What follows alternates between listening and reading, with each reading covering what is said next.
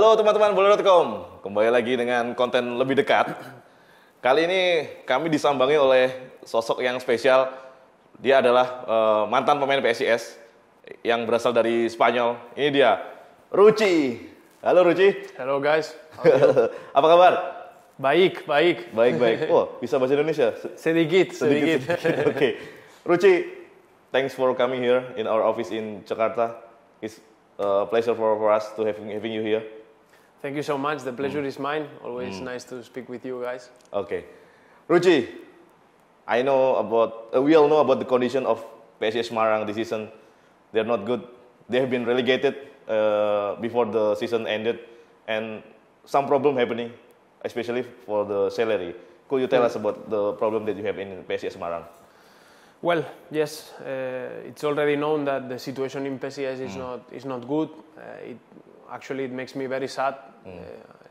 PSIS is a huge club with a huge fan base in Indonesia, and well, I felt during the months I was there, I felt very nice in the city with the fans, with everyone, and I'm very disappointed what happened. I feel responsible somehow of what happened, but well, at the same time, I think what we had to experience this season, it was tough for us, and yeah, my first months in PSIS were very good. I have to say, I was very happy in the city, in the league, in Indonesia in general, in the club, and we didn't have any problems. But step by step, when it was started to October this month, November, we started to have problems, and well, we try still to keep pushing, to be strong, to try to stay together, and we did so. But well, there were some things that they told us that they couldn't really go through the situation. So we had to, when it was February, the situation went very bad because we were promised that for February all the problems we have had of delays or being paid in installments will be solved in February. But actually in February we were told that the money is finished. Wow. So the situation is going to be very bad until the end of the season. And well, I think the players, since October, November, we made an effort to accept the club situation. We accepted, we went through, we continue to push in trainings, in games, trying to give our best for PSIS. But when you promise something and later you cannot accomplish it, then of course we had to take our own decisions. And I saw that in February, March already, the situation was very bad for many teammates. And yeah, when teammates come to you and start to tell that they have economical problems, and obviously this affects their daily life, their families, and it's difficult for you to handle this situation. Also, I was not because I was captain, but also I'm a teammate. I'm a person, and when some teammates are suffering, I don't enjoy, continuing training like if not everything is normal. And yeah, from inside, I try to help. I try to that we stick together still, and we try to talk with the management to find solutions. But we couldn't never find any solution, honestly, to stay all together. So then I had to take the decision that, well, FIFA allows you to break your contract if you haven't been paid for more than 2 months. Oh yeah. Okay, so that's what some players we did, and well, I'm not happy how the season ended for PSIS, but I think from this can be a learning, for the club. That this club can become big again, and well, I still have a lot of friends there. I really want to see them back in Liga 1. I'm willing to help them in anything I can help from my side. They know now I'm doing some auctions, trying to collect some money for my teammates, for some organizations in Semarang, because I really love the city, the community, but I feel very bad about everything what happened. But believe me that when I was inside, I thought that was the best decision for me and for the club to step away and to explain about the situation with respect. That's what I tried to do during all this process. Try to explain it without I don't have any problem with anyone personally, but I think that was a situation that needs to be addressed, you know, in this year and in the future for PSIS, but also for the Indonesian football. And I feel players, we made an effort and we accepted. We know that the situation in Indonesia is still improving, and we accepted this, but it got to a point that we had to speak out and try to protect the club, try to protect our teammates, and that's what we try to do, some players. And as I say, I always hope the best for PSIS, and hopefully I would like to see them back in Liga 1 soon.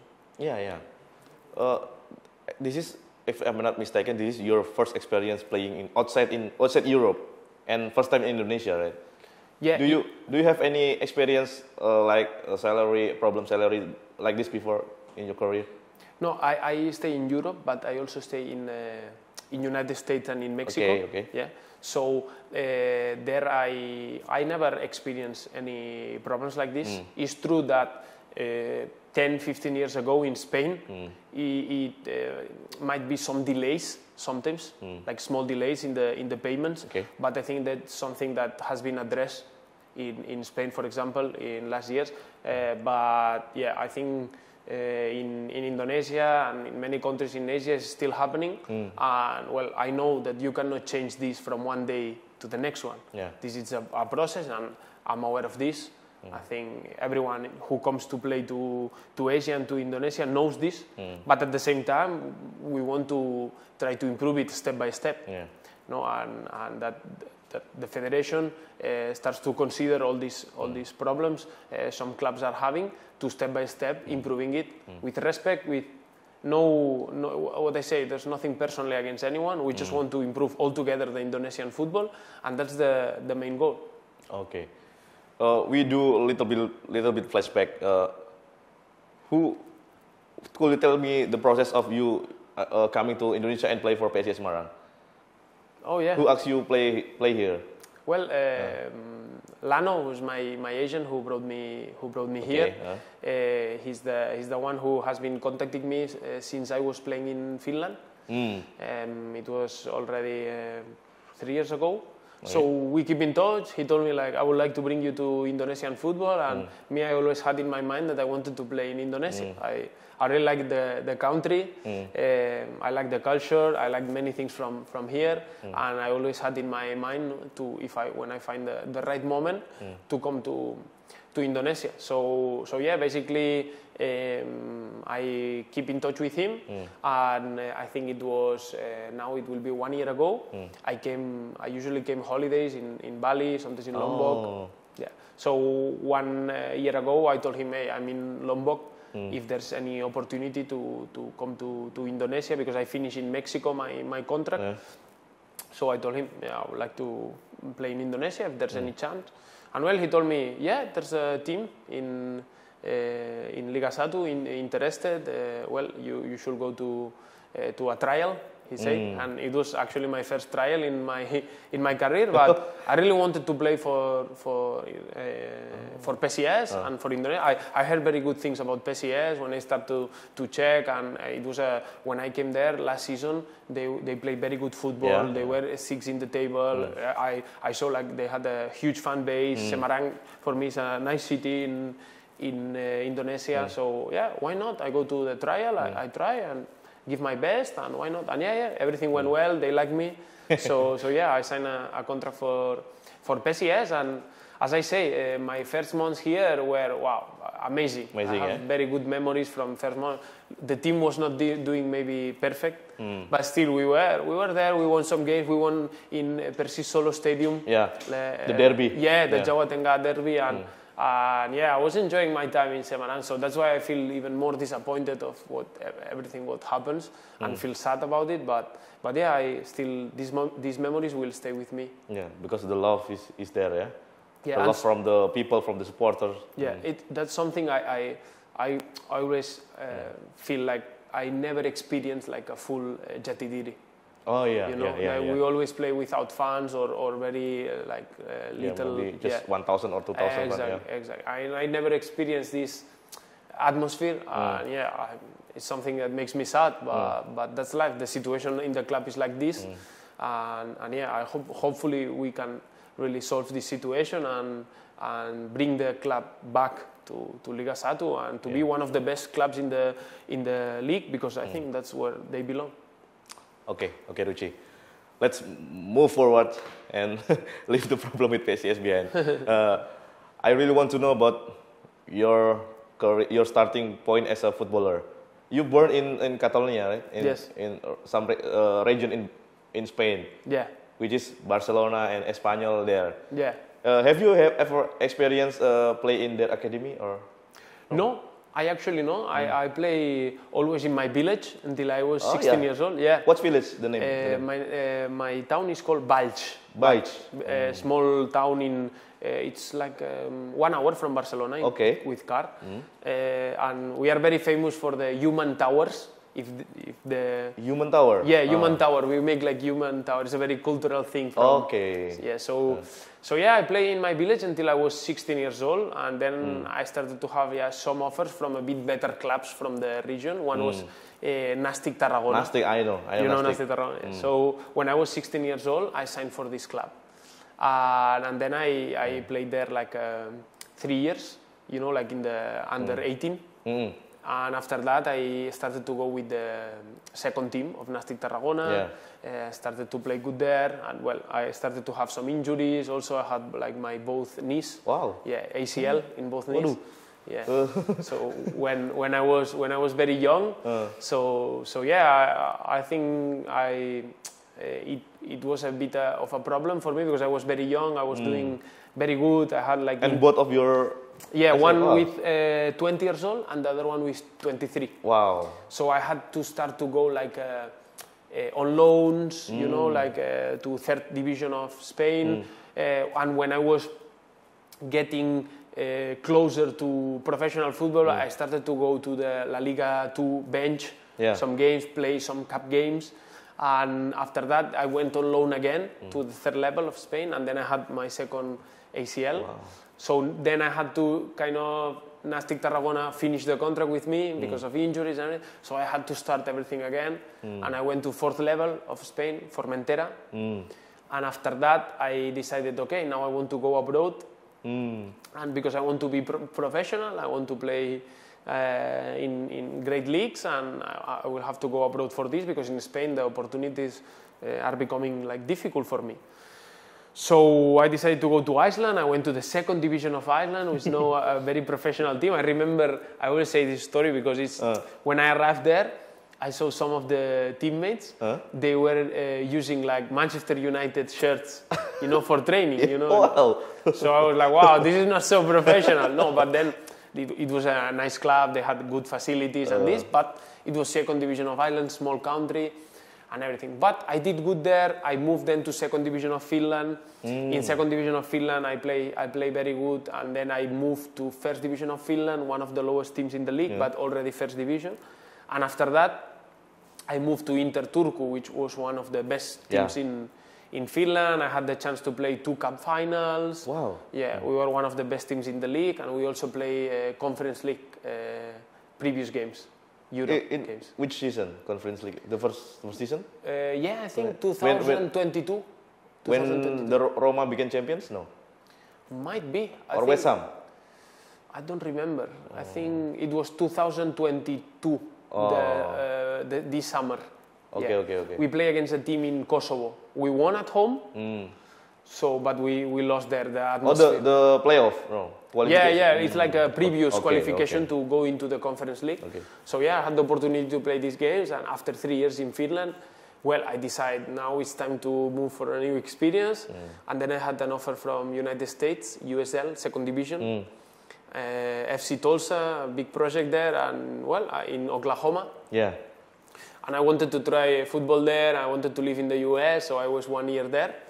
And I was supposed to continue. I had another year contract, but a new coach come in, a new president, so they changed all the old players. So then I had to move fast to somewhere, and I found an offer from second division of Mexico.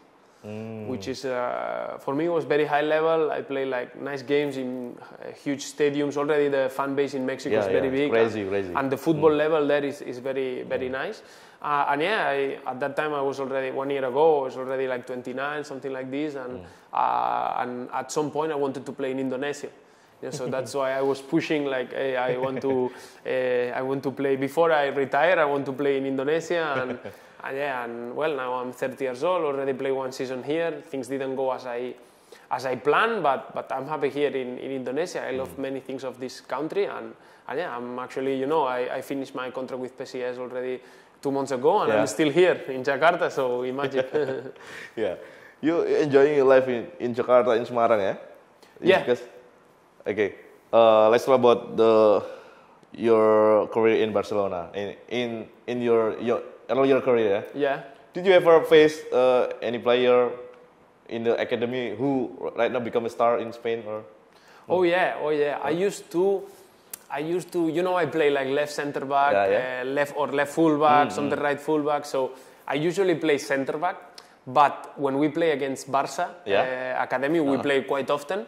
So I used to always had to play left fullback to defend like Adama Traoré. Wow. Yeah. So I already suffered him like for many years because we are same age. Yeah. So every year I had to play against him. So I was center back, but when we play Barca, they put me left fullback to defend him. But no chance for me to do nothing. So the only thing I could do is grab him or kick him. That's all. He's already big when he was young. Not that big like now. Not that, but he was already very fast. Okay. So if I give him a chance to receive the ball and run, I was done. Yeah. Coach, change. Did he put oil back then? No. Because recently he always put something like baby oil. Yeah. No. But yeah, I play against him. I play against good players. Also in Madrid, I think I play against Reguilón.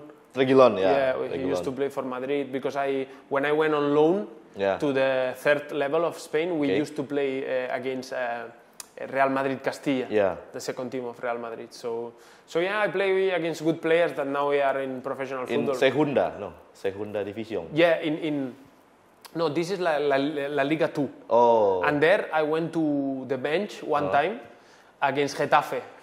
Okay. It was nasty Getafe, but I didn't go in. And the coach was Vicente Moreno, who is now coach of Osasuna. Wow. Yeah. Osasuna is doing good. Yeah, this season they are doing good. Yeah. Okay.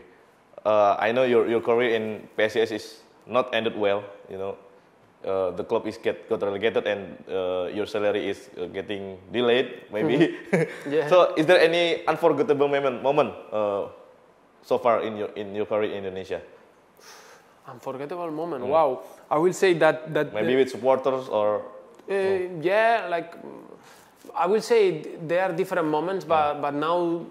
When I put my message in Instagram that I was leaving the club and in social media, I received like a lot of messages from PSIS fans, and everyone saying me thank you, supporting me, and that was huge for me because I was a bit I had fear of speaking out. Yeah. Because I wanted to continue, and I want to continue playing in Indonesia. So, but I didn't know how this could affect me in my career. But at the same time, I thought it was the right thing. Yeah. So I always say that sometimes the difficult thing to do is the right thing. And that's what I did, and I felt the support from all the people from PSIS, and that was a huge moment for me. But if you tell me some great moments, well, I remember playing. When we won in PSIS Solo, the derby, that was a huge night. It was full. The stadium was full. Yeah. It was nice, the atmosphere, like with respect, like we didn't have any problems there in Solo, so it was great. A great football game that we had the chance to win. And yeah, I also remember some nice games when we played in Bandung, even we lost, but the atmosphere was very, very nice. And I remember our first game in Jatidiri, if I'm not wrong, it was against Bali, that we also won like 2-1. Yeah. And with our fans, even it was not a huge crowd, but still it was a great moment. And that's why I tell you that I feel a bit sad, because I feel I could have experienced a lot of more moments like this with a full Jatidiri, with winning more like special games, but yeah, the circumstances make it difficult. But hopefully, in the future, I can experience some moments like this in Indonesia. Yeah, you still have time, man. You're still 30, and maybe you said 3 years old, maybe 5 or 6 years you can still play, I think. Yeah, of course. No.